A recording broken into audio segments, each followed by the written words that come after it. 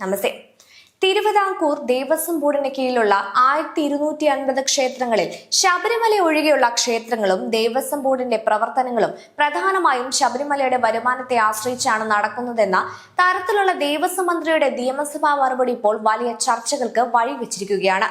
പ്രതിപക്ഷ MLA-മാർ ഉന്നയിച്ച ചോദ്യങ്ങൾക്ക് നൽകിയ രേഖാമൂലമുള്ള മറുപടിയിലെ വിവരങ്ങളാണ് ഇപ്പോൾ സമൂഹ മാധ്യമങ്ങളിലും ഭക്തർക്കിടയിലും ചർച്ചയാവുന്നത്.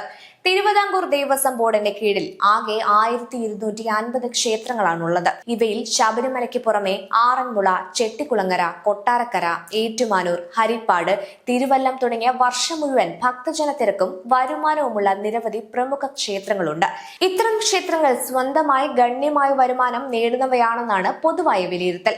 എന്നാൽ നിയമസഭയിൽ സമർപ്പിച്ച മറുപടിയിൽ ദേവസ്വം ബോർഡിന്റെയും മറ്റു ക്ഷേത്രങ്ങളുടെയും പ്രവർത്തനം ശബരിമല ക്ഷേത്രത്തിലെ വരുമാനത്തെ ആശ്രയിച്ചാണ് നടക്കുന്നതെന്ന വിശദീകരണം നൽകിയതായി രേഖകൾ സൂചിപ്പിക്കുന്നു. ഇതാണ് ഇപ്പോൾ പലരെയും ആശയക്കുഴപ്പത്തിലാക്കുന്നത്.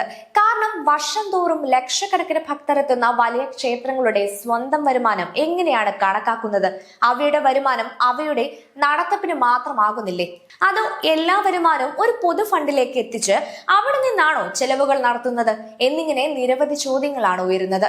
ഇതിനൊപ്പം തന്നെ ശ്രദ്ധേയമായ മറ്റൊരു കാര്യവും രേഖകളിലുണ്ട്. കൂടൽമാണിക്യ ക്ഷേത്രത്തിന്റെ കാര്യത്തിൽ വരുമാനത്തെക്കാൾ കൂടുതൽ ചെലവാണ് ഉള്ളതെന്നാണ് മറുപടിയിൽ പറയുന്നതായി റിപ്പോർട്ടുകളുള്ളത്.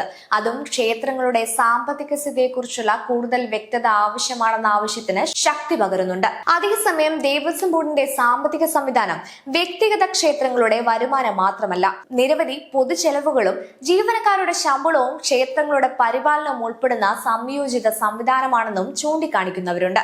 എന്നാൽ നിയമസഭയിൽ നൽകിയ മറുപടിയിലെ വാചകങ്ങൾ ഭക്തർക്കിടയിലും പൊതുസമൂഹത്തിലും തെറ്റായ ധാരണ സൃഷ്ടിക്കാൻ ഇടയാകുന്നുണ്ട്.